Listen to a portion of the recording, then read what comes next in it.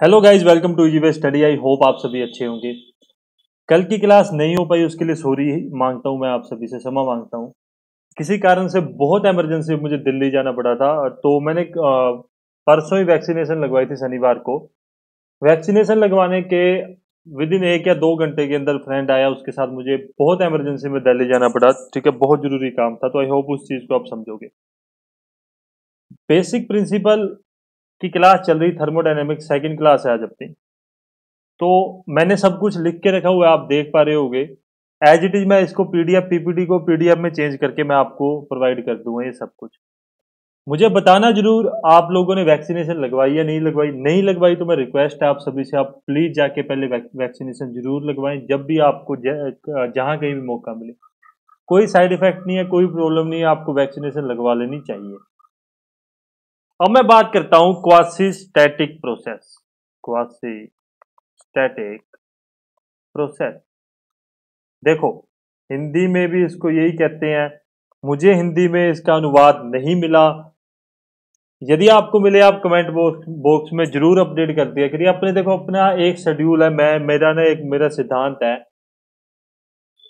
अपने सभी लोग मिलके चलेंगे तो अपने उस लक्ष्य को जरूर प्राप्त करेंगे। आप ये मत सोचना यार इसका ही काम है, मेरे ही काम है कि आपको पढ़ाना, हम तो कुछ नहीं करेंगे। प्लीज जो भी जैसी भी इंफॉर्मेशन मिले आप अपडेट किया कीजिए। मैं सॉरी, मेरे जैसे भी मैंने बुक की तो एक मेरे दोस्त ने नीचे कमेंट किया था, sir Kripal Singh best for automobile.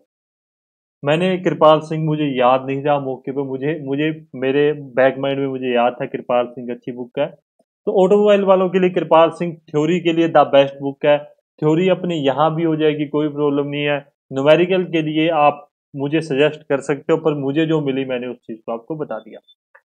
Quasi static process, मैं पहले डेफिनेशन लिखता हूं, डेफिनेशन के थ्रू अपने प्रोसेस को समझेंगे। बिना डेफिनेशन के आप नहीं समझ पाओगे, परंतु फिर भी मैं आपको थोड़ा मोटा डिफाइन कर देता हूं, थोड़ा मोटा परिभाषित कर देता हूं इस चीज को। ऐसा प्रोसेस, ठीक है, मतलब ऐसा प्रक्रम, प्रोसेस मतलब प्रक्रम, प्रक्रिया, जो भी आप कहना चाहते हो। ऐसा प्रक्रम जिस मतलब सिस्टम पर जब अपने कोई बल लगाए, कोई दाब लगाते हैं, कोई दबाव लगाते हैं, कोई दाब लगाया, कोई प्रेशर लगाया, दाब लगाने से पहले भी वो सिस्टम इक्विलिब्रियम में हो, और दाब लगाने के बाद में भी वो सिस्टम इक्विलिब्रियम मतलब संतुलन में हो। तो ऐसे प्रोसेस को अपने क्या कहते हैं? ऐसे प्रोसेस को अपने कहते हैं क्वाटिक static process, quasi static process. Definition लिखता हूं, फिर समझाता हूं आपको किस प्रकार से सिस्टम कार्य करता है, उसके बाद मैं आपको ये चीज अब पूरी बात समझा दूंगा। ऐसा प्रोसेस, प्रोसेस मतलब क्या? प्रक्रम। सिस्टम मतलब क्या? निकाय। ये चीज बहुत बेसिक चीजें हैं, इस चीज को आप हिंदी इंग्लिश में अब मत कहना कि हिंदी इंग्लिश में लेके चलो। जो डिफिकल्ट चीजें होंगी वो अपनी बात कर लेंगे। ऐसा प्रोसेस जिस, एक सेकेंड, हाँ, जिस पर दाब लगाने से पहले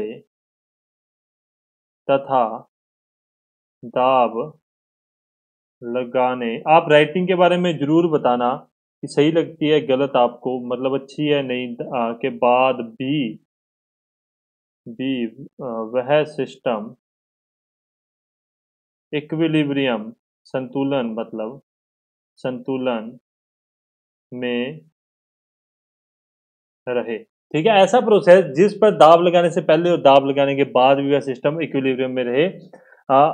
समझाता हूं आपको, आसानी से आराम से समझना। मुझे एक अभी देखो, मैं आपको एक छोटा सा, मतलब एक दोस्त ने मुझे कमेंट किया था कि सर आप जो भी डायग्राम बनाते हो ना, हम आप थोड़े बड़े बनाया करो। देखो, अच्छी बात है आपने मुझे बताया, अभी मैं पूरी फुल स्क्रीन में आपको समझा दूंगा, कोई प्रॉब्लम नहीं है। रीजन है उसके पीछे, एक रीजन ये है, मैं वो हर एक चीज जो आप मुझे कहते हो मैं हर एक चीज आपको क्लियर करता हुआ चलता हूँ हमेशा। मेरा मतलब सिद्धांत है ये। मैं पढ़ाता हूँ लैपटॉप की स्क्रीन पर, मेरे सामने है पूरी एक बड़ी स्क्रीन, तो मुझे वो चीज फील नहीं होती, पर आपने बता दिया मुझे वो चीज फील होती है कि आप जब मोबाइल की स्क्रीन में वो चीज देखोगे वो छोटी दिखेगी। अभी मैं क्या करता हूँ, एक दो डायग्राम बनाता हूँ। देखो, एक तो ये टैंक है कोई, या ये कोई बर्तन है, कुछ भी कह दो यार, आपकी मर्जी, आप स्वतंत्र हो, आपको कोई रोक नहीं सकता। तो ये कोई पिस्टन कह दो या प्लेट कह दो, कुछ भी लगा है, क्या है इसके अंदर? मैं कहता हूँ साहब पानी है, और पानी के लिए अपनों ने कलर इस पे करना है, पूरे पैसे लगाए हैं अपनों ने, कोई परवाह नहीं, पैसों का हक अपने लेते हैं। तो ये हो गया साहब पानी। अब मैं क्या करता हूँ, इसको कहता हूँ एक, इसको कहता हूँ सेकंड सिस्टम, इसको कहता हूँ फर्स्ट सिस्टम।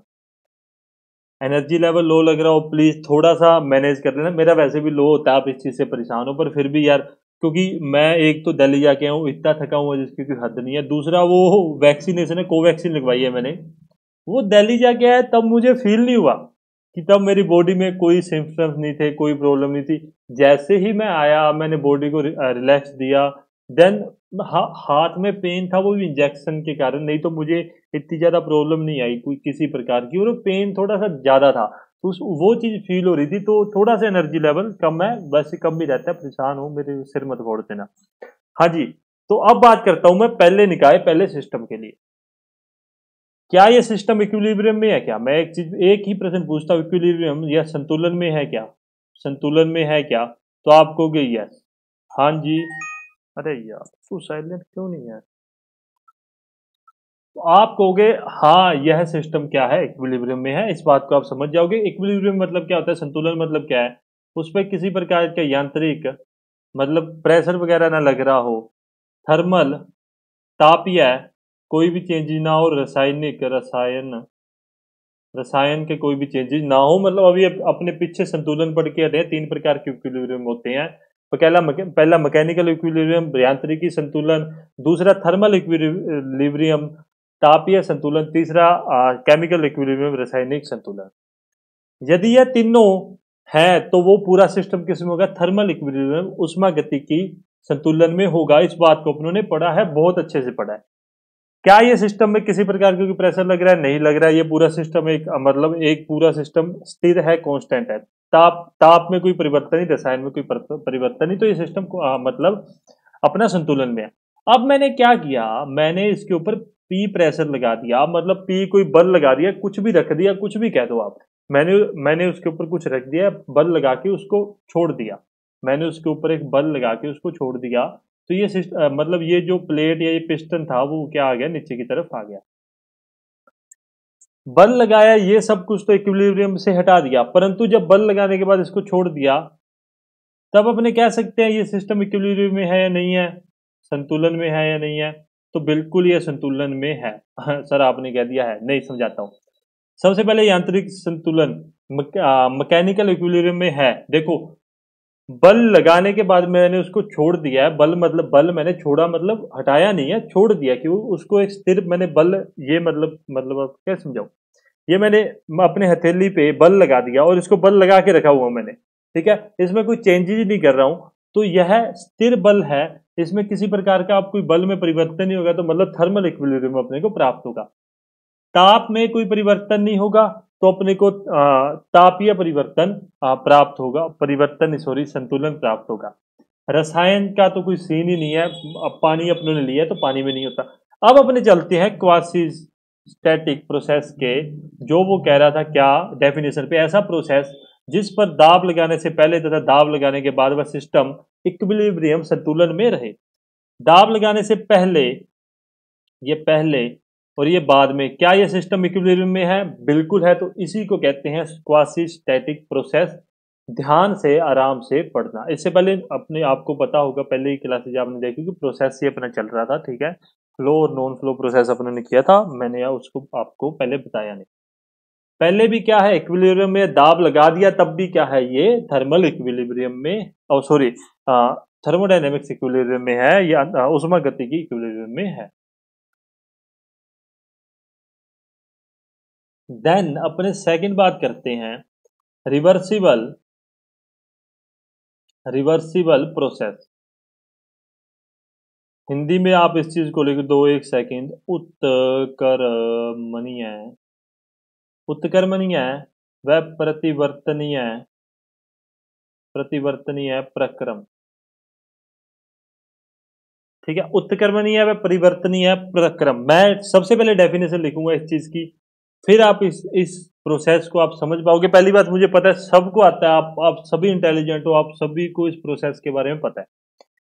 देखो, किसी सिस्टम में प्रोसेस, एक कोई प्रक्रम, सिस्टम मतलब निकाय, प्रोसेस मतलब प्रक्रम, ठीक है, प्रक्रम को कंप्लीट, कंप्लीट मतलब पूरा, यार कंप्लीट कंप्लीट तो आपको पता होगा, करने के बाद, मैंने पेन नहीं चेंज किया, चलो कोई बात नहीं, हाँ, बाद अपोजिट डायरेक्शन, अपोजिट डायरेक्शन मतलब उस प्रोसेस को अपने विपरीत दिशा में, विपरीत मतलब वापस उसी दिशा में, विपरीत दिशा में, ठीक है, वापस उसी दिशा में चलाएं, उस प्रोसेस को वापस उसी दिशा में चलाएं, में चलाया जाए तो सिस्टम अपनी प्रारंभिक अवस्था, अवस्था में वापस आ जाए। तो ऐसे प्रोसेस को क्या कहते हैं, अपने रिवर्सिबल प्रोसेस कहते हैं। अब इसको समझते हैं। मैंने कोई प्रोसेस किया, मैंने कोई भी प्रोसेस किया, प्रोसेस करने के बाद में मैंने कोई एक सिस्टम का मतलब उसका सिस्टम चेंज हो गया, उस प्रोसेस को, प्रोसेस के द्वारा वो सिस्टम चेंज हो गया। वही प्रोसेस मैं विपरीत दिशा में चलाता हूं। सपोज दैट मैंने ये चीज की, मैंने ये पेन को यहां से उठाया और यहां पे रख दिया, ठीक है, आई होप आपको दिख रहा होगा, यहां से उठाया यहां पे रख दिया, ये तो हो गया, सिस्टम में चेंज हो गया इसके। यही मैं उठा मतलब इसी को विपरीत दिशा में चला के वापस उसी कंडीशन में ले आऊं, उसी स्थिति में ले आऊं, विपरीत दिशा अपोजिट डायरेक्शन में चला के, ठीक है, यह अपनी प्रारंभिक अवस्था प्राप्त कर ले, तो इस प्रोसेस को मैं कहूंगा रिवर्सिबल प्रोसेस। और एक बात याद रखना, थर्मो डायनेमिक्स, उष्मा गतिकी में ऐसा कोई भी प्रोसेस, ऐसा कोई भी साइकिलिक नहीं होती जो एक रिवर्सिबल प्रोसेस अपने कह सके, ऐसा कोई भी चक्कर नहीं होता जो रिवर्सिबल प्रोसेस हो। अब मैं बताता हूं, आपने अभी पीछे पढ़ा क्वासी स्टैटिक प्रोसेस, ठीक है, ये पूरी तरह से नहीं होता, परंतु आप इसे, मतलब इसे, सॉरी, आप ये लिखो, यह एक रिवर्सिबल प्रोसेस है, प्रोसेस है, क्या है, प्रतिवर्तनीय प्रक्रम है। समझ रहे हो आप इस बात को। अब कहोगे यार आपने कहा थर्मोडायनेमिक्स में होता नहीं है, पूरे पूर्णतः नहीं होता, ठीक है, जो वापस अपनी स्टेज को प्राप्त कर ले, ऐसा नहीं होता। अब मैंने इसके ऊपर पानी, मतलब सॉरी, मैंने प्रेशर डाला, ठीक है, यही प्रेशर मैं हटा लूं, मैंने प्रेशर लगा दिया था, ठीक है, मैंने एक प्रोसेस कंप्लीट करती थी प्रेशर लगाने में, मैंने एक से दो में मतलब एक पॉइंट से दूसरे पॉइंट पे उसको ले गया था, ठीक है, मैंने उस पे, अब यदि मैं उसी चीज को विपरीत दिशा में चलाऊं, मतलब मैं वो प्रेशर हटा लूं, जो ये पी प्रेशर मैंने लगा रखा है, इसको हटा लूं, तो ये अपनी प्रारंभिक अवस्था में वापस आ जाएगा, तो इसको कहते हैं रिवर्सिबल प्रोसेस। तो क्वासी स्टैटिक प्रोसेस को अपने रिवर्सिबल प्रोसेस कह सकते हैं। परंतु याद रखना, कोई भी ऐसा चक्कर नहीं है, कोई भी ऐसा साइकिल नहीं है, ठीक है, साइकिल मतलब ऑटो डीजल साइकिल, ऐसा कोई भी साइकिल नहीं है, उसके उसके बारे में अपने आगे चल के और रिवर्सिबल प्रोसेस को अच्छे अच्छे से समझ लेंगे, ठीक है, कैसे क्या होता है। अब हमने बात करते हैं third, irreversible process, irreversible process, Hindi में भी मैं लिख देता हूं, आराम से पढ़ेंगे, जल्दी नहीं करेंगे, आपके पास बहुत समय है, मेरी मेरी जिम्मेदारी है आपका सिलेबस पूरा करा के मनी है। यार मेरे को हिंदी देखनी पड़ती है, मैंने इस चीज से, आप भी परेशान हो मैं भी परेशान हूँ, पर क्या कर सकते हैं, अपरिवर्त प्रतिवर्तीय, प्रतिवर्तीय, ये तय और वह अपरिवर्तीय प्रक्रम,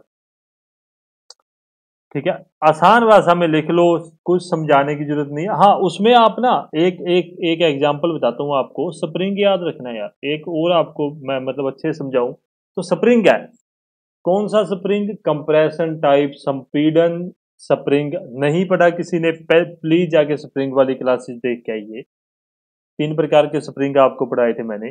तो कंप्रेशन टाइप स्प्रिंग अपनों ने पढ़ा था जब, तो उसमें जब अपने प्रेशर मतलब सॉरी दाब लगा रहे थे, ठीक है, कोई प्रोसेस कर रहे थे, तो वो नीचे दब रहा था, नीचे दब रहा था, तो जब मैं उसी चीज को विपरीत दिशा में चलाऊंगा, विपरीत दिशा मतलब मैं वो दाब हटाऊंगा, तो वो अपने प्रारंभिक अवस्था में वापस आ जाएगा। तो स्प्रिंग का आप एग्जांपल याद रखोगे, परंतु ये थर्मोडायनेमिक्स का नहीं मान सकते, उसमें गतिकी में ये नहीं मान सकते।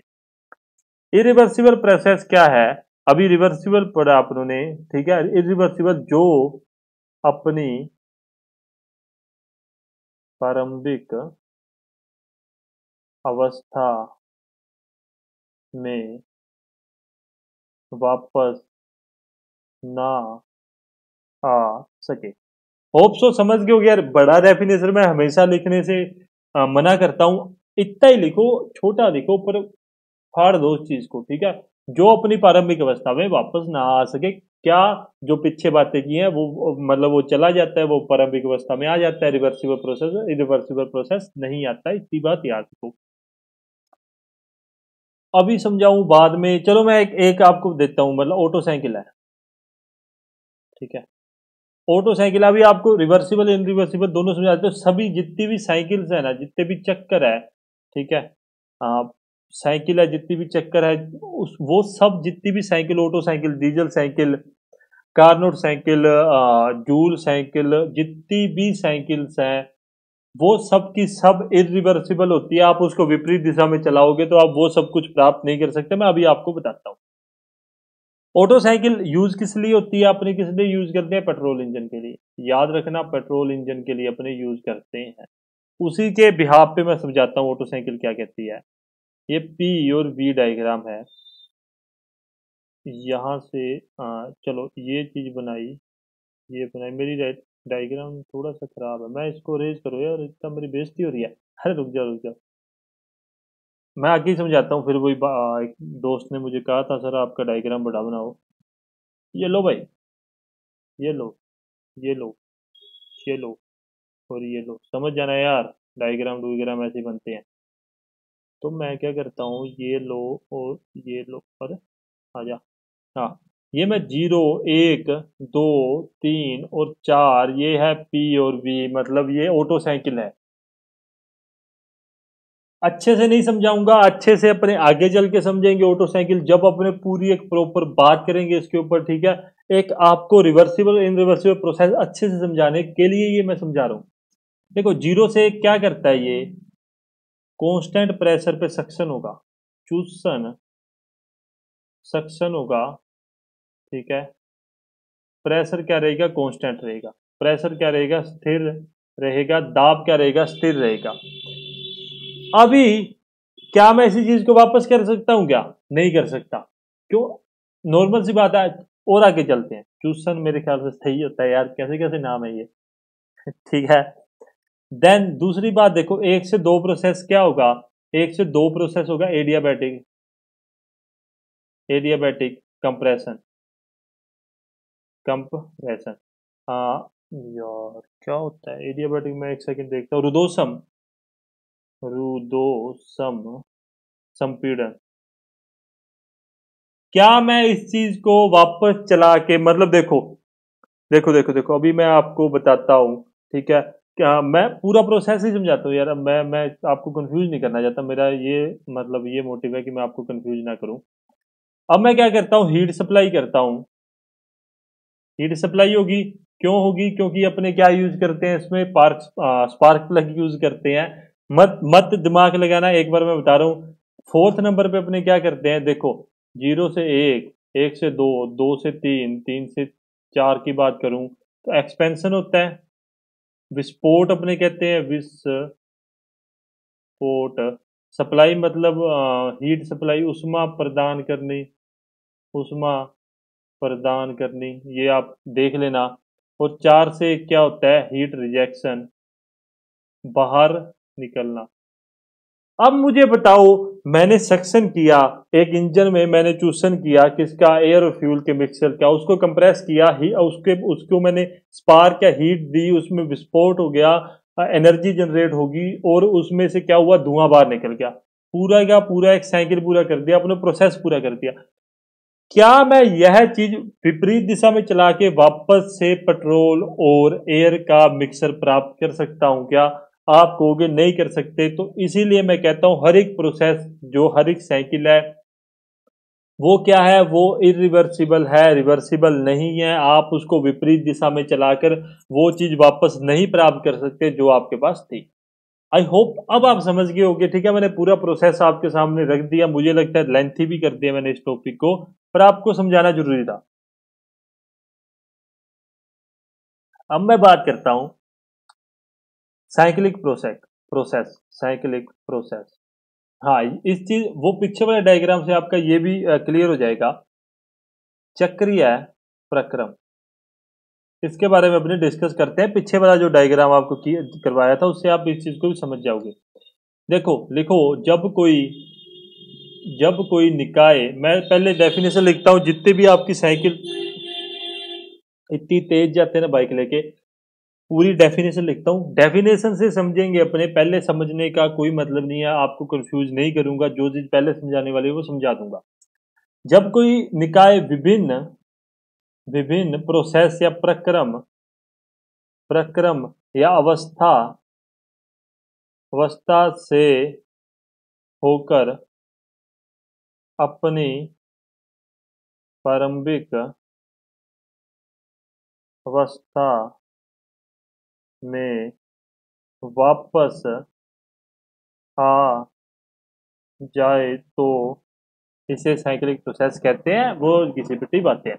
क्या कहना चाह रहा हूं, अब वापस समझिए। जब कोई सिस्टम अपनी प्रारंभिक अवस्था से हो, सॉरी, विभिन्न अवस्थाओं से होकर अपनी प्रारंभिक अवस्था में वापस आ जाए, उसको क्या कहते हैं, साइक्लिक प्रोसेस। पीछे चलते हैं, वापस बात करता हूं। देखो, ऑटो साइकिल है किसके लिए होती है, पेट्रोल इंजन के लिए, पेट्रोल इंजन के लिए। याद रखना, ऑटो साइकिल किसके लिए यूज होती है, पेट्रोल इंजन के लिए। पेट्रोल इंजन किस पे कार्य करता है, ऑटो साइकिल पे कार्य करता है। इसको अपने कहते हैं कांस्टेंट वॉल्यूम, स्थिर आयतन प्रोसेस साइकिल भी कहते हैं, वो आगे की बातें। 1 से 2 चला दिया मैंने, 2 से 3 प्रोसेस, कंप्रेशन कर दिया, हीट सप्लाई, एक्सपेंशन और रिजेक्शन। फिर ये क्या होगा, देखो 4 से 1 आ गया, ठीक है, फिर ये प्रोसेस वापस से चलेगा। ठीक है, वापस से मतलब सक्शन, कंप्रेशन, ये सब प्रोसेस वापस से चलेगी। एक बार मैं समझाऊं, देखो, एक तो होता है सक्शन, दूसरा होता है कंप्रेशन, अभी हिंदी में लिख देता हूं, तीसरा होता है एक्सपेंशन, और चौथा होता है एग्जॉस्ट। यही यही 4 प्रोसेस होते हैं।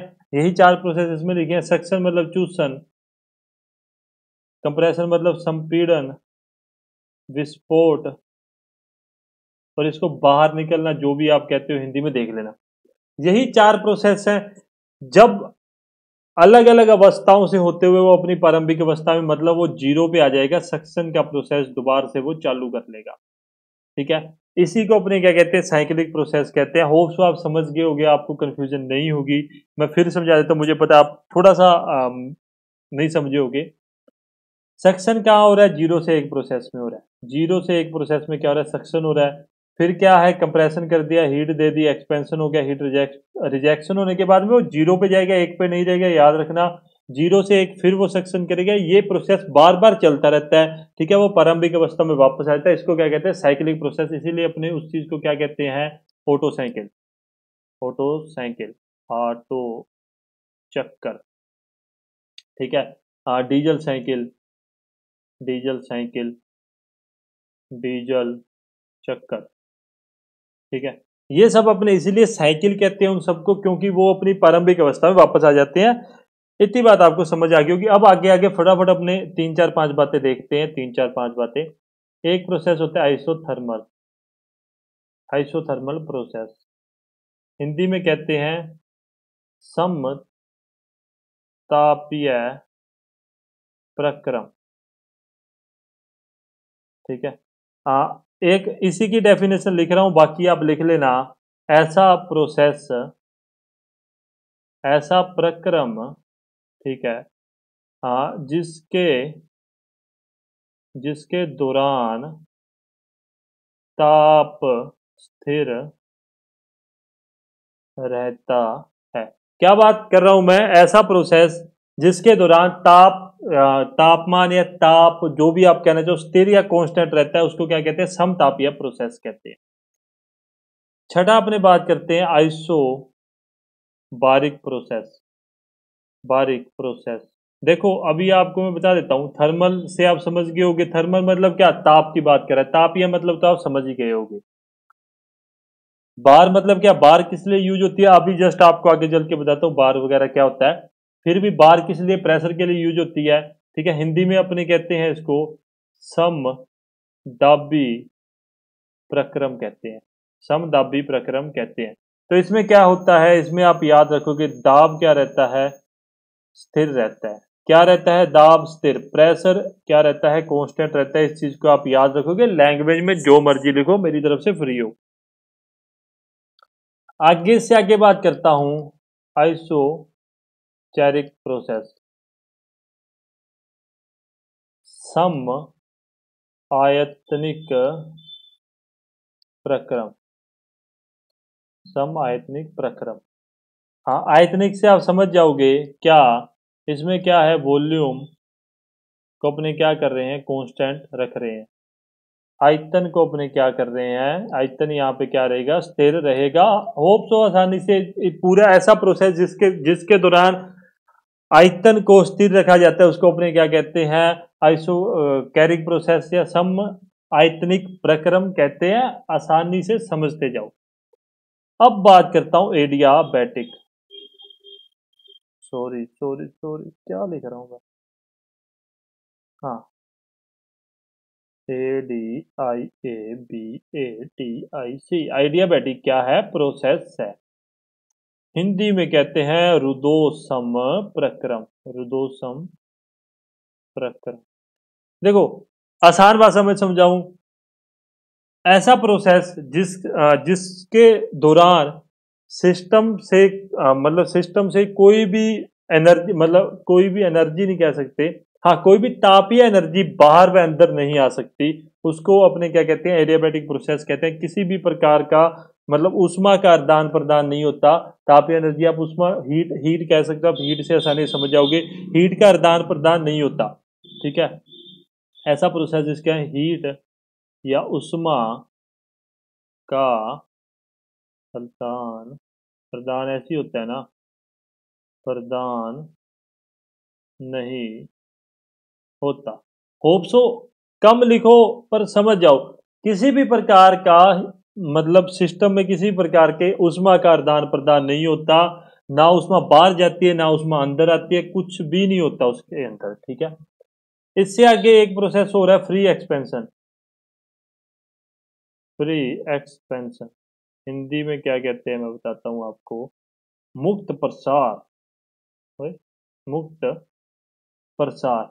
देखो आसानी से समझाऊं, इसके द्वारा इस प्रोसेस में, सॉरी मैं आपको इसको रिलीज करके एक तो पेन चेंज करूं। देखो सिस्टम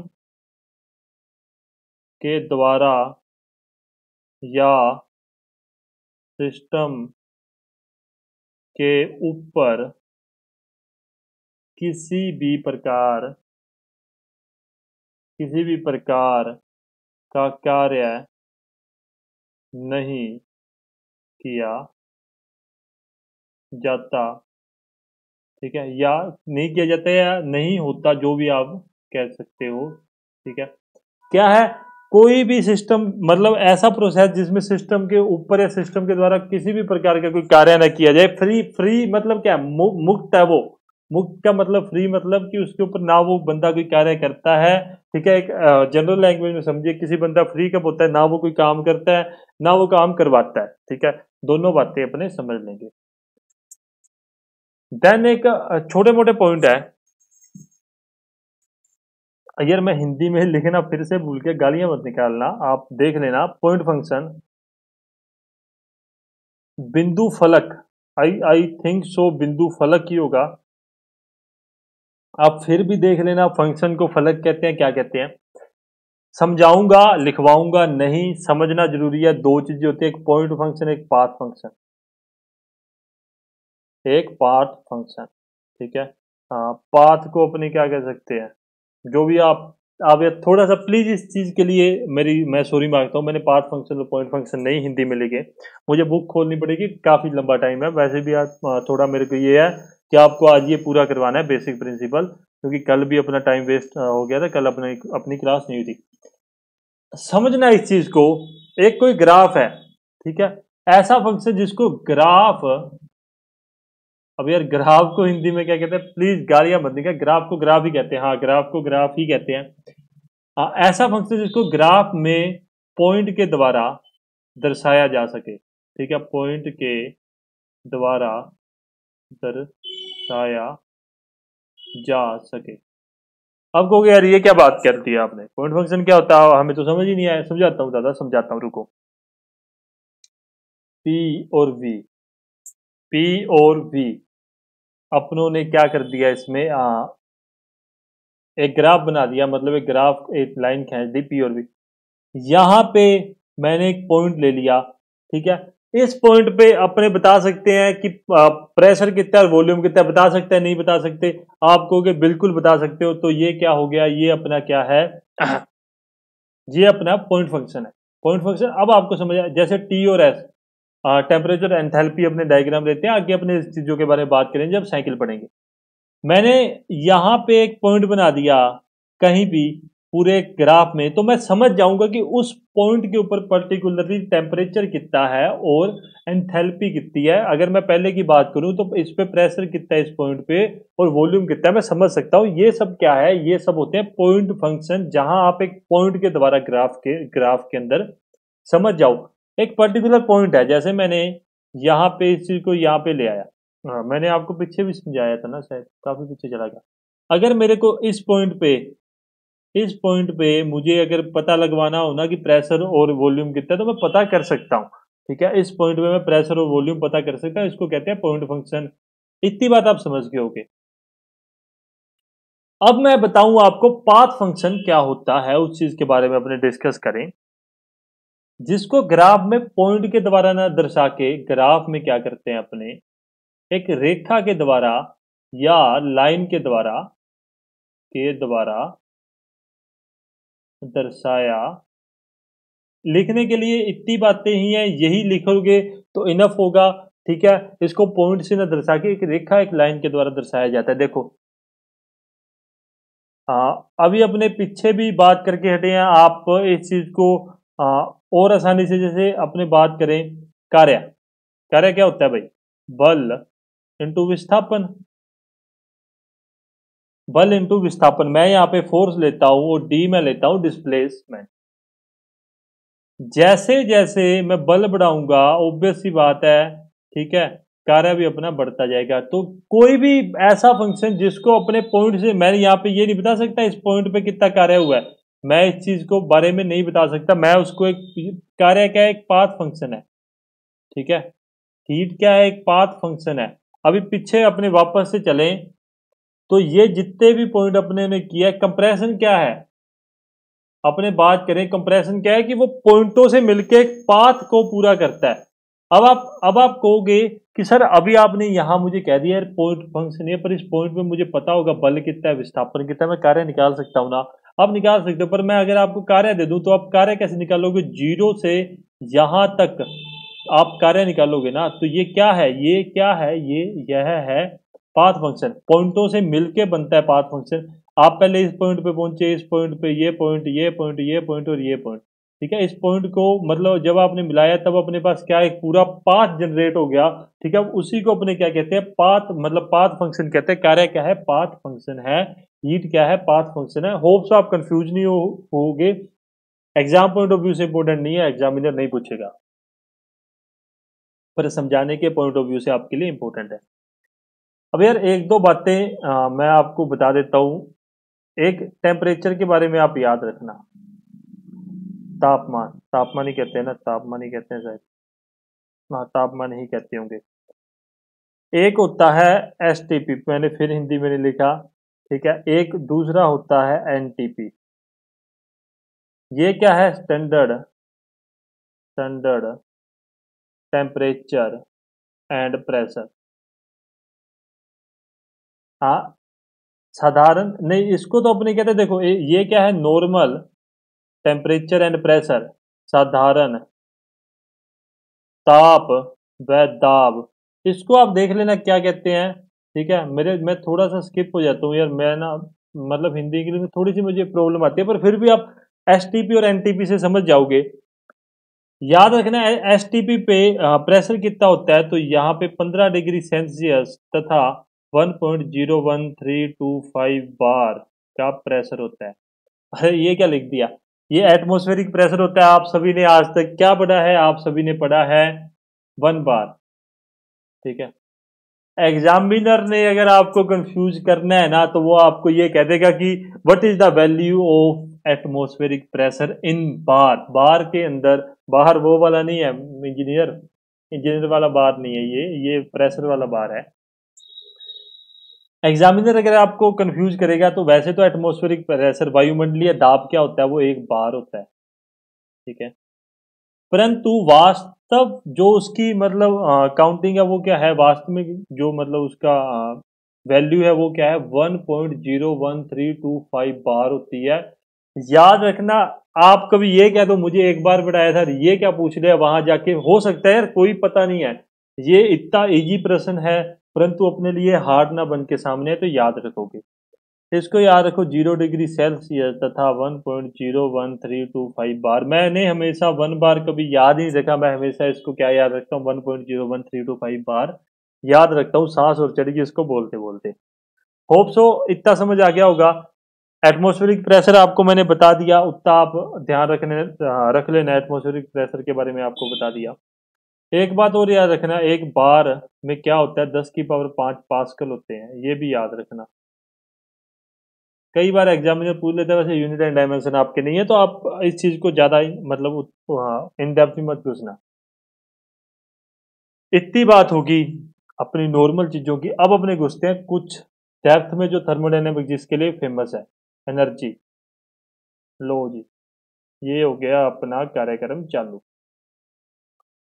डेफिनेशन लिख के समझाता हूँ एनर्जी क्या है। सबसे पहले डेफिनेशन देखते हैं, ठीक है। आप सभी को पता होगा हाँ एनर्जी किसे कहते हैं और क्या होती है, पर थर्मोडायनेमिक्स के वे में एनर्जी किसे कहते हैं, अपने को वो चीज जाननी जरूरी है, तो उस चीज के बारे में अपने देखेंगे। हाँ कहा गया, किसी, देखो किसी सिस्टम की वह कैपेसिटी, वह क्षमता जिससे जिससे कुछ वर्क वर्क प्राप्त किया जा सके, एनर्जी कहलाता है। किसी सिस्टम की, देखो अपने नॉर्मली क्या होता है, एनर्जी क्या है, ठीक है। कार्य करने की क्षमता को अपने क्या कहते हैं, एनर्जी या ऊर्जा कहते हैं। परंतु थर्मोडायनेमिक्स में क्या कहते हैं, किसी सिस्टम, किसी निकाय की वह कैपेसिटी जिससे कुछ कार्य प्राप्त किया जा सके, उसे अपने क्या कहेंगे, एनर्जी कहेंगे। याद रखोगे, भूलना नहीं है। दो प्रकार की एनर्जी होती है, एक होती है स्टोर एनर्जी, एक होती है स्टोर एनर्जी, और दूसरी होती है अपने ट्रांजिस्ट एनर्जी। ट्रांजिस्ट एनर्जी हिंदी में लिख दूंगा, घबराना मत। पारगमन ऊर्जा। और इसको अपने स्टोर एनर्जी को क्या कहते हैं, मतलब स्टोर करके रखना, इकट्ठा करके रखना। आप जो भी यार समझो स्टोर एनर्जी, मुझे नहीं लगता आपको मतलब इतनी कंफ्यूजन होगी। स्टोर एनर्जी के बारे में देखते हैं। सबसे पहले इसमें आती है पोटेंशियल एनर्जी, पोटेंशियल एनर्जी, स्थितिज ऊर्जा, स्थिति ऊर्जा, ठीक है। सेकंड आती है कैनेटिक एनर्जी, कैनेटिक एनर्जी, गतिज ऊर्जा, गतिज ऊर्जा, ठीक है। थर्ड आती है इसमें इंटरनल एनर्जी, इंटरनल एनर्जी। इसके बारे में बात करेंगे, इंटरनल एनर्जी अपने आगे चल के बहुत अच्छे से पढ़ेंगे। इन डेप्थ टॉपिक है ये आपका। देखो पोटेंशियल एनर्जी आप सभी को पता है क्या होती है, mgh, मास, गुरुत्वाकर्षण और ऊंचाई को अपने क्या कहते हैं, पोटेंशियल एनर्जी। ये फॉर्मूला है परंपरागत, चलता आ रहा है, आपको रटा भी होगा। गतिज ऊर्जा क्या होती है, ½ mv²। याद रखना है, कोई नहीं भी करोगे तब भी आपकी मर्जी है, कर लोगे तब भी आपकी मर्जी है, कोई प्रॉब्लम नहीं। इंटरनल एनर्जी अपने आगे चल के समझेंगे। इसको एक चीज इसको और कहते हैं, इसको याद रखना, फ्लो एनर्जी भी कहते हैं। फ्लो एनर्जी भी इसको कहते हैं। हिंदी में क्या कहोगे यार, फ्लो को प्रवाह एनर्जी, प्रवाह ऊर्जा। वाह जी वाह, मेरी हिंदी बहुत अच्छी है। प्रवाह ऊर्जा अपने इसको कह सकते हैं। देखो मैंने इंस्टेंट ये आपको बताता हूँ, अब हिंदी में अगर प्रॉब्लम हो तो गालियां मत निकालना, मैं बार बार ये चीज कहता हूँ। परंपरागत ऊर्जा में अपने क्या कह सकते हैं, इलेक्ट्रिकल एनर्जी, इलेक्ट्रिकल एनर्जी, विद्युत ऊर्जा, ऊष्मीय ऊर्जा या हीट एनर्जी, हीट ऊर्जा, उष्मीय, उष्मीय पता नहीं जो भी है, उष्मीय ऊर्जा, यार मैं पता नहीं क्या करूंगा। ठीक है, ये होती है एनर्जी। होप सो आसानी से आप इस चीज को समझ गए होंगे, आपको ज्यादा कोई कंफ्यूजन नहीं होगी इस चीज को समझने में। चलिए आगे चलते हैं। एनर्जी के बारे में कोई इतना लंबा चौड़ा भाषण नहीं है, एक डेफिनेशन है और आपके एग्जाम पॉइंट ऑफ व्यू से बिल्कुल भी इंपॉर्टेंट नहीं है। इतनी बात और कह दी आपको, मत मत याद करना, करोगे तब भी याद। ठीक है, मैं ये चीज आपको पढ़ाता हूँ, ठीक है, मैं इस चीज को छोटा करके पढ़ाता। यदि आप मुझे स्टार्टिंग में ये ना कहते ना लेवल आपको पढ़ाना चाहिए, मैं आपको बड़ा छोटा करके इतने आसानी से आपको समझाता ना, जिस चीज को मतलब आपको मजा आ जाता। पर अब मैं हर एक चीज को उठाता हूं तो उसके बारे में आपको मेरी कोशिश होती है कि आपको बता के मैं उस चीज को खत्म करूं। अब मैं बात करता हूं हीट, ऊष्मा के बारे में। ऊष्मा क्या होती है, हीट क्या होती है? जब सिस्टम और सराउंडिंग के तापमान में परिवर्तन होगा, उसमें जो फ्लो ऑफ एनर्जी होगा ना, उसको अपने क्या कहते हैं, ऊष्मा कहते हैं। डेफिनेशन देखते हैं, फिर उस चीज को आसानी से समझेंगे। पूरा सिस्टम सराउंडिंग वगैरह बना के मैं आपको समझाऊंगा। डेफिनेशन क्या कहती है? जब सिस्टम, सिस्टम मतलब निकाय, और सराउंडिंग,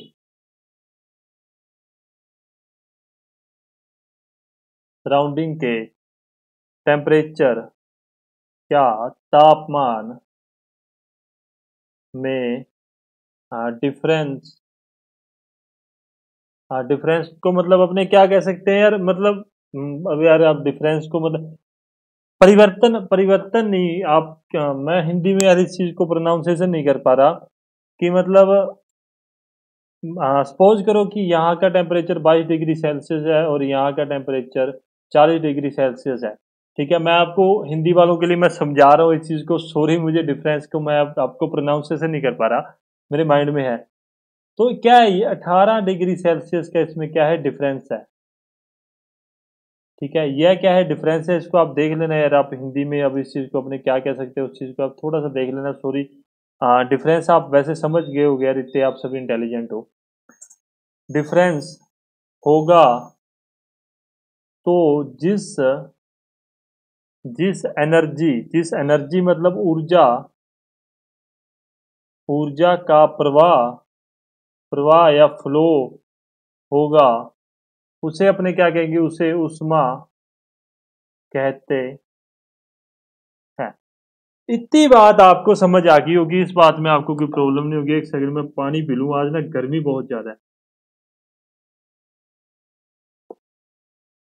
तो जब सिस्टम और सराउंडिंग के टेम्परेचर में डिफरेंस होता है, सराउंडिंग को अपने हिंदी में क्या कहते हैं, परिवेश अपने हिंदी में कहते हैं। मैं यहाँ लिख देता हूँ, परिवेश अपने हिंदी में इसको कहते हैं। सिस्टम को निकाय कहते हैं। तापमान आपको बता दिया, तापमान को टेम्परेचर कहते हैं।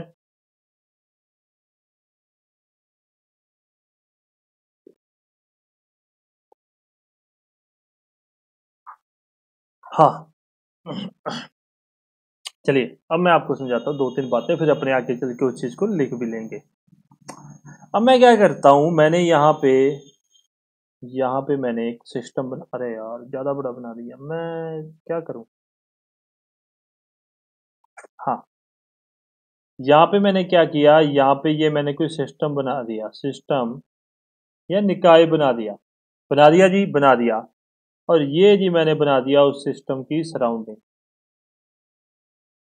ठीक है, ये सिस्टम है, ये सराउंडिंग है, सराउंडिंग है, परिवेश। अब सुनो दो तीन चार बातें मेरे से, ठीक है, गालियां नहीं, बातें, मतलब ये नहीं, दो तीन चार बातें।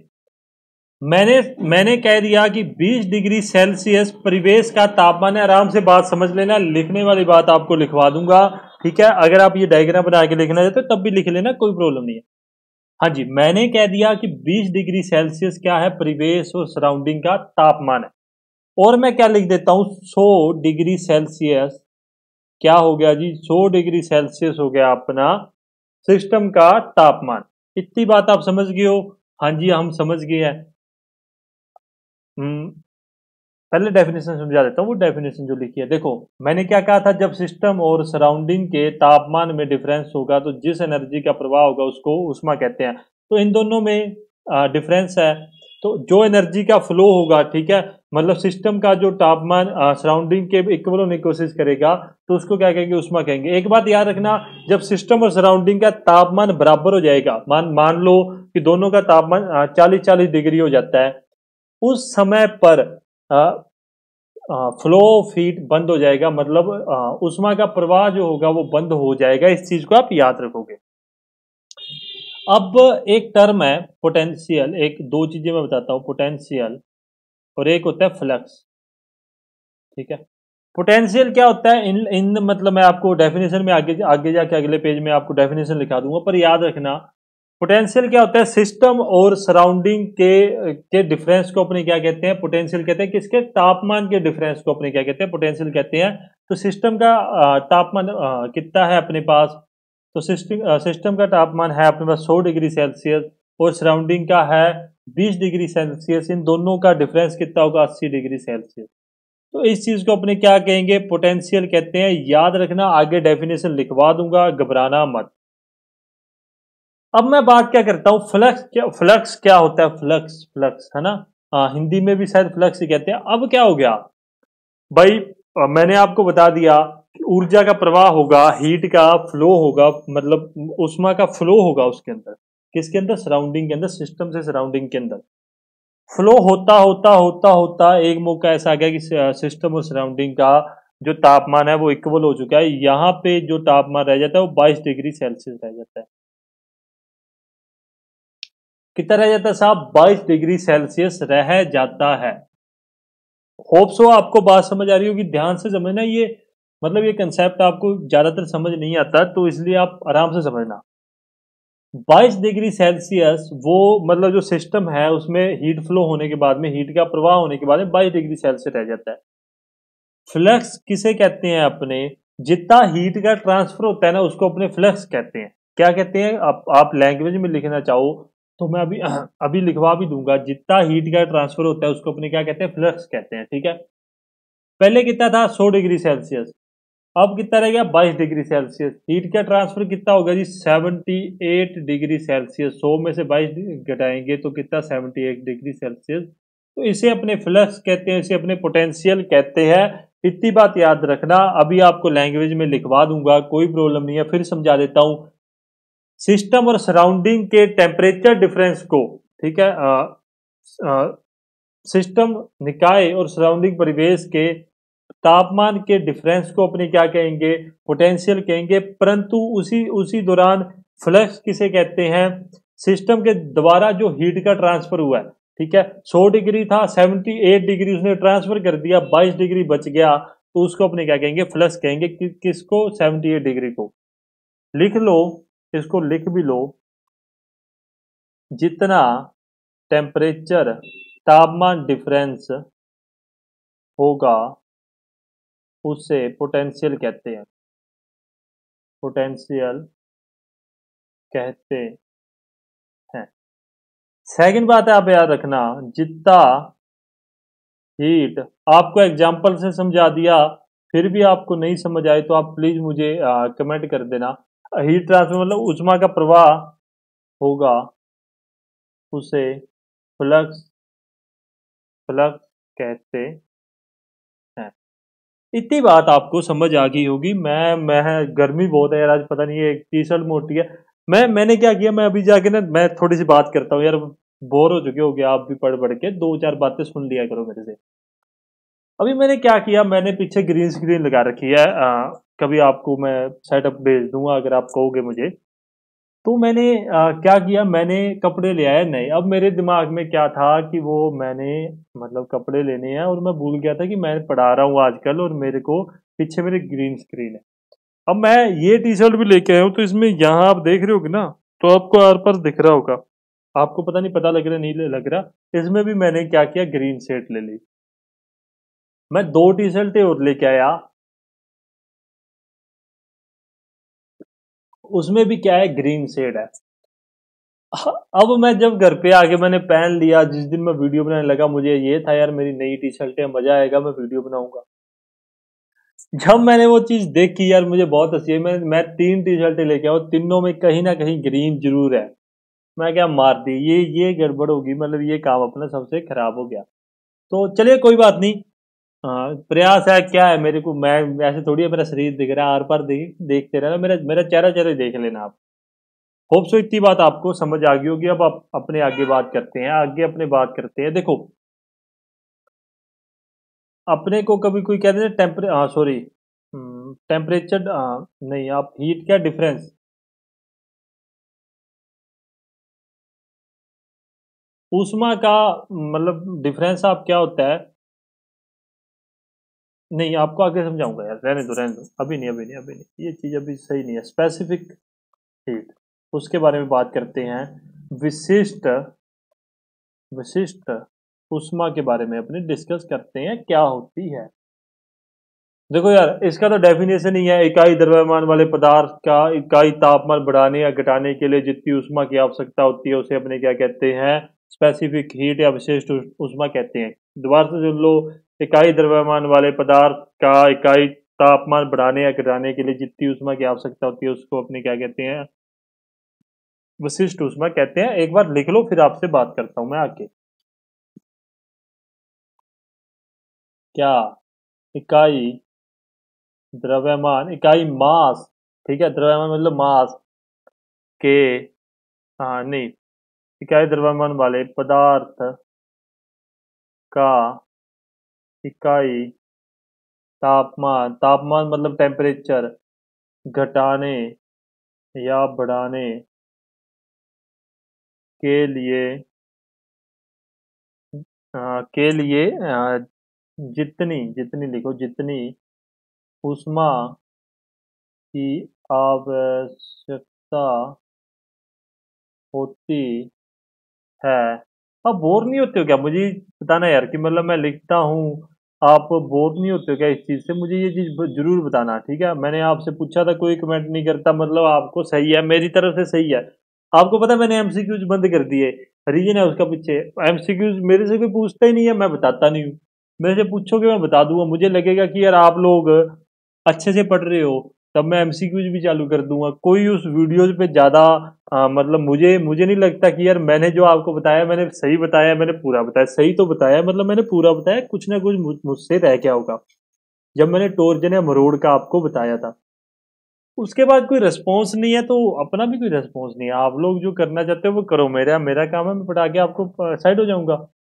याद रखोगे कि हीट का डिफरेंस जो होता है ना, उष्मा का डिफरेंस जो होता है वो क्या होता है, एम सी डी टी, ठीक है। ये चीज आप याद रखोगे। इस चीज को वैसे याद रखने की जरूरत नहीं है, मैं इस फॉर्मूले को याद रखने के लिए नहीं कहता। जो याद रखने वाली बात है अपने आगे चलते हैं, आगे देखते हैं। स्पेसिफिक हीट, विशिष्ट विशिष्ट उष्मा क्या होती है। दो प्रकार की विशिष्ट उष्मा होती है, अभी आपको सारा कंसेप्ट में सामने कर, एक होती है सीपी और एक एक होती है सीवी, ठीक है। याद रखना, जब अपने ये सारा प्रोसेस जो भी क्या है ना, इकाई द्रव्यमान वाले पदार्थ को इकाई तापमान घटाने या बढ़ाने के लिए जितनी ऊष्मा की आवश्यकता होती है उससे अपने क्या स्पेसिफिक, जब ये पूरा प्रोसेस अपने स्थिर दाब पर करेंगे ना, स्थिर दाब या मतलब प्रेशर जब अपने कांस्टेंट रखेंगे, तो वो प्रोसेस उसमें अपने क्या यूज करेंगे, सीपी। एक बात, जब अपने आयतन आयतन स्थिर कर देंगे, वॉल्यूम स्थिर कर देंगे, तो वो प्रोसेस को अपने क्या कहेंगे, क्या कह सकते, स्थिर आयतन विशिष्ट ऊष्मा वगैरह आप इसको कह सकते हो। इतनी बात आपको समझ होगी, क्योंकि सीपी और सीबी से अपने इसको डिनोट करते हैं। इसको एक चीज और भी लिख सकते हो आप, देखो एम आपने लिखा ना, D Q is equal to M C P D T, या D Q is equal to M C V D T. जो भी पीछे लिखे, ये दो बातें आप याद रखना, कांस्टेंट प्रेशर और कांस्टेंट वॉल्यूम के ऊपर अपने क्या होता है, हीट का जो डिफरेंस होता है उसको अपने क्या कहते हैं, M C P D T और M C B D T. रटने वाली चीजें रट लेना। अब आपको मैं वैल्यूज बताता हूं, एयर के लिए ये वैल्यू मैंने यूज की है, हर एक मतलब पदार्थ के लिए अलग होती है, पर अपने जो बेसिक अपने एग्जामिनर पूछता है वो एयर की पूछता है। दो तीन चीजों की और है तो वो एमसीक्यूज में आपके ज्यादा क्लियर होगी। 1.005 किलो जूल पर केजी केल्विन यूनिट याद रखना। और कांस्टेंट वॉल्यूम स्थिर ताप सॉरी आयतन पर क्या होगी 0.718 किलो जूल पर केजी केल्विन होगी। ठीक है, ये दो बातें भी आप याद रखोगे एग्जाम पॉइंट ऑफ व्यू से। सबसे इंपॉर्टेंट बातें अभी आपको मैं कर रहा हूं, भूल गए तो मतलब वैकेंसी भूल जाना। बहुत इंपॉर्टेंट चीज है, एग्जामिनर बड़े प्यार से पूछता है आप लोगों से, तो भूलना मत। सेकंड चीज, सीपी ग्रेटर देन सीवी होता है, याद रखोगे नहीं रखोगे? बिल्कुल याद रखेंगे, yes we can do it. CP क्या होता है? ग्रेटर देन सीवी होता है। समझ आई नहीं आई? नहीं आई तो क्यों नहीं आई भाई? ऊपर मैंने लिख तो रखा है सीपी का मान क्या है 1.005 और सीवी का मान क्या है 0.718। तो क्या है वो? ग्रेटर देन क्या है? सीपी ग्रेटर देन सीवी होता है, मतलब बड़ा होता है सीपी सीवी से। इतनी बात आप समझ गए होगे, मैंने ज्यादा कोई बकवास नहीं किया। अब क्या है, एक कांस्टेंट होता है गामा। ठीक है, इसको क्या कहते हैं अपने? गामा। गामा पहलवान। गामा इज इक्वल टू क्या है? सीपी अपॉन में सीवी। एग्जामिनर सीधा सीधा पूछता है, एग्जामिनर सीधा सीधा पूछता है सीपी व सीवी के अनुपात को क्या कहते हैं? गामा। इसको एक चीज और भी कह सकते हैं, एडियाबैटिक, एडियाबैटिक इंडेक्स। हाँ, रुदोसम। हाँ, गुणांक आप इसको कह सकते हो, या जो भी रुदोसम आएगा गुणांक आप इसको कह सकते हो। अभी आपने देखा होगा पीवी की बार 1.4 is equal to constant adiabatic process में आपने कहीं ना कहीं देखा होगा, तो वो कैसे आता है मैं वो बताता हूँ। 1.005 बटा में 0.718 इज इक्वल टू 1.4 होता है, याद रखना। और ये क्या है? यूनिट लेस होता है, कोई यूनिट नहीं होती इसकी, याद रखोगे ये बात।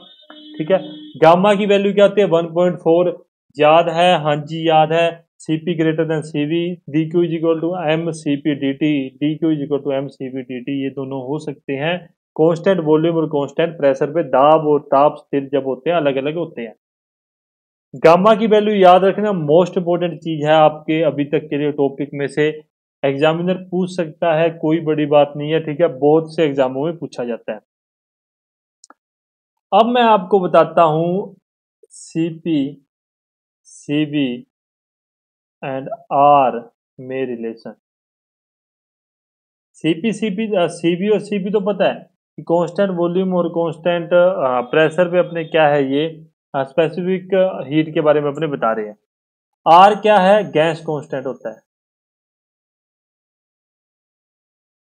कांस्टेंट मतलब गैस गुणांक स्थिरांक, स्थिरांक जो भी होता है, तो उसको अपने आर को क्या कहते हैं? Gas constant. एग्जामिनर यहां से भी आपसे सीधी बात पूछता है बिना कोई बकवास किए, CP minus CV equal to R होता है। याद रखोगे क्या ये बात? याद रख लेना, नहीं तो एग्जाम में भूल ही जाओगे, याद नहीं रहेगा और आपको सिलेक्शन भी नहीं होगा, ये भी भूल जाना फिर। CP minus CV equal to R होता है, याद रखना, भूलना मत। अभी दो बातें मैं और निकाल देता हूँ यार, वैसे ये पता नहीं आपके काम की आएगी नहीं आएगी, पर मैं निकाल देता हूँ। सीबी को क्या करो, पहले तो बाहर ले जाओ अपने। एक तो सीबी और आर का रिलेशन निकालेंगे, एक सीबी गामा और आर का निकालेंगे, और एक सीबी गामा और आर का रिलेशन निकाल के आपको देता हूं मैं। अभी क्या करते हैं, अपने सीबी को यहां से बाहर पटक देते हैं। मैं कहता हूं सीबी चल बाहर, सीपी बटा में सीबी माइनस में 1 आ जाएगा। आ जाएगा नहीं आ जाएगा? बिल्कुल आ जाएगा, इज इक्वल टू आर। कोई दिक्कत परेशानी तो नहीं होगी ना आपको इस चीज में? नहीं होगी जी, हमें आपकी बात की हुई सही है और आप जो बात कहते हैं वो सही माननी पड़ेगी। नहीं मानेंगे तो हमें हमें कोई प्रॉब्लम नहीं है। अच्छा जी, सीपी बटा में सीवी माइनस 1। अब आपको पता है सीपी बटा में सीवी क्या होता है? यहाँ लिखा हुआ है सीपी बटा में सीवी क्या होता है, तो गामा होता है। तो CV is equal to gamma minus 1, oh sorry, CV into gamma minus 1 is equal to R. CV is equal to R upon में गामा माइनस 1। समझ आ गई या नहीं आई? आ गई है जी? कंफ्यूज हो गए हो तो कोई इलाज नहीं है, आसानी से समझा दिया। मुझे नहीं लगता अब इससे आसानी से मैं समझा पाऊंगा। अभी देखो एक जगह मैंने क्या निकाल दिया, सीबी मैंने बाहर निकाल के पटक दिया, सीबी को बोल दिया था मैंने बाहर चल, इसी प्रकार से मैं सीपी को कहता हूँ भाई एक मतलब इससे बाहर निकल। ठीक है, सीपी मैंने बाहर निकाल दिया, सॉरी बाहर निकाल दिया, 1 - CV/CP is equal to are. हो गया जी, बिल्कुल हो गया सर। चलिए इससे आगे चलते हैं। इसके आगे अपने मैं क्या कर सकता हूँ, अभी इस चीज को मैं लिख सकता हूँ क्या, 1, ये क्या है गामा का उल्टा है तो 1 माइनस, अरे यार मैं ये क्यों लगा रहा हूँ, इज इक्वल टू आर। अभी इस चीज को इधर पटक देता हूँ, ठीक है, इसको पटको मत यार, इसको पटको मत, पटकना एक गंदी बात है। गामा-1 ये चीज मैं लिख सकता हूँ क्या, गामा को मतलब मैंने नीचे एलसीएम ले लिया, ठीक है, ऊपर गामा-1 ये चीज आ जाएगी। आप सियाने हो, आप सभी को ये चीज आती है, मुझे नहीं लगता किसी को भी ये चीज नहीं समझ आई होगी। CP is equal to R upon में गामा-1 अपॉन में गामा, आर नहीं, हाँ आर अपॉन में गामा-1 अपॉन में गामा। ये दो बातें आप याद रखना, गामा ऊपर भी आपको दे सकता है, को कंफ्यूज मत हो जाना। मेरा एनर्जी लेवल बहुत ज़्यादा लो हो चुका है, पर मैं आपको अभी ये चीज़ मतलब थोड़ा सा बच गया, 2-3 बातें तो मैं आपको ख़त्म ही करवा के जाऊंगा यार। मैं ना मतलब रिफ्रेशमेंट चाहिए मुझे। मुझे ऐसा लगता है कि 1 घंटे की क्लास में यदि अपने या तो ऐसा शेड्यूल करें, आधे घंटे की क्लास वगैरह मैं 2-2 बार अपलोड कर दूं। 1 घंटे की क्लास ना बहुत एक कांस्टेंट तरीके से चलती रहती है ना, तो माइंड भी अपना, आपका माइंड आधे घंटे 45 मिनट से ज़्यादा नहीं याद रख सकता, ये बात आप याद रखना। सीपी सीवी आर में आपको रिलेशन बता दिया, उसके बाद में सीवी गामा आर में और सीपी गामा आर में मैंने रिलेशन बता दिया। सीवी सीपी वाला ये कंफ्यूजन आप मत रखना, सिर्फ फॉर्मूले हैं वो रट लोगे तो अच्छे रह जाओगे, बाकी आपकी मर्जी है। अब मैं बात करता हूं वर्क, वर्क कार्य के बारे में। फिर पानी पीना मेरे को।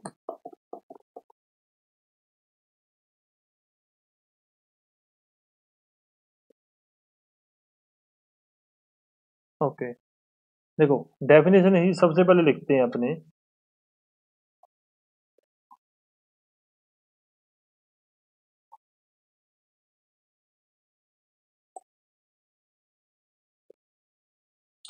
मैं वो डेफिनेशन लिख रहा हूँ, ठीक है, मेरे पास लिखी हुई है, मैं वहीं से देख के लिख रहा हूँ, मैं ब्रह्म ज्ञानी नहीं हूँ।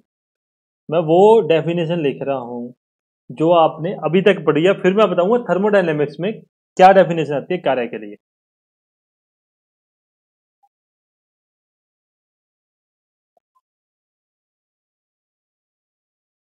यह एक फिजिकल इफेक्ट को दर्शाता है। मैंने यार इतनी गंदी राइटिंग क्यों लिखा है, यहाँ पे क्या है यार, मैं आपको वैसे ये लंबा बता रहा हूँ, चलो कोई ना। यहाँ बल का लगाना तथा उसके द्वारा डिस्प्लेसमेंट या विस्थापन होना आवश्यक है। ये बात आपने पढ़ी है। कार्य क्या होता है जी, कार्य साहब होता है बल इंटू विस्थापन। ये बात आप लोगों ने पढ़ी है, इस चीज में आपको कोई प्रॉब्लम नहीं होगी, परंतु थर्मोडायनेमिक्स के अकॉर्डिंग ये चीज गलत है। मतलब ऐसा नहीं हो, ये जरूरी नहीं है कि आपका मतलब कोई डिस्प्लेसमेंट हो उस चीज को आपको दर्शाया जाए, ये बिल्कुल भी जरूरी नहीं है। इस बात को आप ध्यान में रखेंगे, अपने माइंड में इस चीज को फोकस बना के रखेंगे। अब आगे बात करता हूं उष्मा, उष्मा गतिकी के अनुसार, थर्मोडायनेमिक्स के अनुसार क्या है, वर्क एक पाथ फंक्शन है, पाथ फंक्शन है जो हमेशा ट्रांजिस्ट में रहता है, जो हमेशा अस्तित्व में रहता है, अस्तित्व में रहता है। याद रखना, जो मैं बातें बोल रहा हूँ उस चीज को याद रखना। नॉर्मल अपने जो फिजिक्स वगैरह में पढ़ते हैं या अपने सोम वगैरह में पढ़ा है, तो अपने क्या कहते हैं, या आप एफएम वगैरह में कहीं भी पढ़ा हो आपने, तो अपने क्या कहते हैं, कार्य क्या है जी साहब, कार्य ये है कि बल इंटू विस्थापन को अपने मैकेनिक्स में बेसिकली अपने पढ़ते हैं। कार्य क्या है, बल इंटू विस्थापन को अपने क्या कहते हैं, कार्य कहते हैं। परंतु थर्मोडायनेमिक्स के अनुसार कार्य क्या है, कार्य एक पाथ फंक्शन है जो हमेशा अस्तित्व में रहता है, हमेशा ट्रांजिशन में रहता है। अब आपको एग्जांपल समझा के बात ही खत्म कर दूंगा।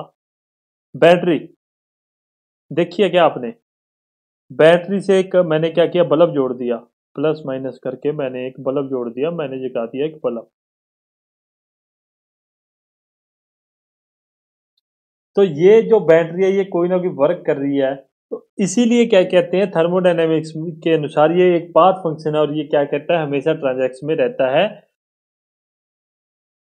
इस बात को आप ध्यान में रखेंगे। आई होप आपको इस चीज में कोई प्रॉब्लम नहीं होगी। और एक बात याद रखना, अपनों ने प्रॉपर्टीज की थी ना, तो यह कोई प्रॉपर्टी नहीं होती, वर्क कोई प्रॉपर्टी नहीं होती है, क्योंकि प्रॉपर्टी वो होती है जो या तो मास पे डिस्कस करे या मास पे नहीं करे, ठीक है। परंतु इसको बैटरी वगैरह से जब अपने इसको एग्जांपल्स देखते तो इसको अपने प्रॉपर्टी नहीं कह सकते, इस बात को आप याद रखोगे। एक बड़ी सिंपल सी बात है, आपको मैं समझा देता हूँ। वर्क इज इक्वल टू क्या होता है, पी टी वी। याद रखोगे, पी क्या है यहाँ पे, पी प्रेशर है और वी क्या है, वॉल्यूम है। पी क्या है, दाब है, प्रेशर है।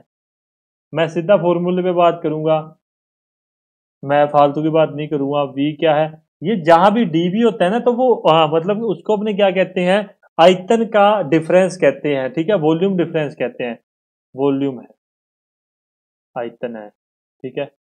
मतलब कार्य क्या कह सकते हैं अपने, सपोज कर लो कि मतलब ये कोई प्लेट है, ठीक है, और देन ये कोई एक प्लेट है, उस पे ये डेल्टा एल मैंने मतलब विस्थापन कर दिया था। मैंने कोई बल लगा के पी पे मैंने विस्थापन कर दिया, तो इसका जो पहले का वॉल्यूम होगा V1 और इसका दूसरे का वॉल्यूम होगा V2, तो dV अपने क्या कह सकते हैं, V1 माइनस V2, उसको अपने कहते हैं dV डिफरेंस, वॉल्यूम का डिफरेंस। याद रखना, जहां भी ये डी टर्म यूज हो रही है ना, तो वहां पे थर्मोडायनेमिक्स में उसको डिफरेंशिएट करने के बाद में उसको डिफरेंस लिया जाता है। उस चीज को आप याद रखो, W इज इक्वल टू क्या है, पी डी होता है। भूलना मत इस बात को। होप सो आपको इतनी बात समझ आ रही होगी। आज का सेशन अपने यहीं खत्म करते हैं। आपका पोलर स्पेसिफिक पोलर हीट रहेगी है, मैं उस चीज को कल करवा दूंगा। मैं थोड़ा सा अपने आप को थका हुआ महसूस कर रहा हूँ।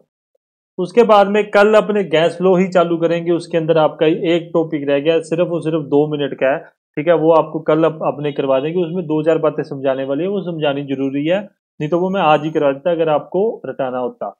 गैस फ्लो के बारे में कल डिस्कस करेंगे, ठीक है।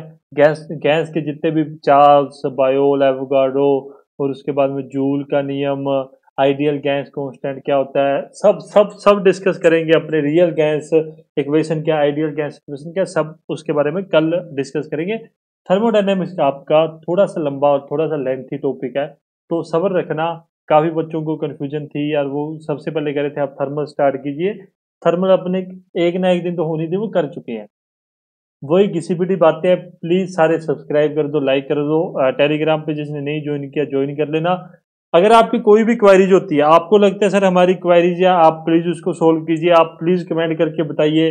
टेलीग्राम पे मुझे पर्सनली मैसेज कर सकते हो, आपके सभी के पास मेरे नंबर भी हो गया, व्हाट्सएप पे मुझे मैसेज कर सकते हो। मैं कोशिश करूंगा अगर आपकी क्वेरीज सोल्व होती हैं हैंड टू हैंड वो कर देंगे। अगर अलग से आपको पूरा एक सेशन करना पड़े जहाँ पे अब अभी तक जो पढ़ाया गया, अगर आपको उसमें कोई कंफ्यूजन है, उसके लिए अगर अपने आप को पूरा मतलब सेशन देना पड़े, मैं वो भी देने के लिए तैयार हूँ। बस आप लोगों का इतना ही काम है, पढ़ो, आके पढ़ो। कोई प्रॉब्लम लगती है आप मुझे बताओ। आई होप आपका दिन अच्छा जाए। धन्यवाद।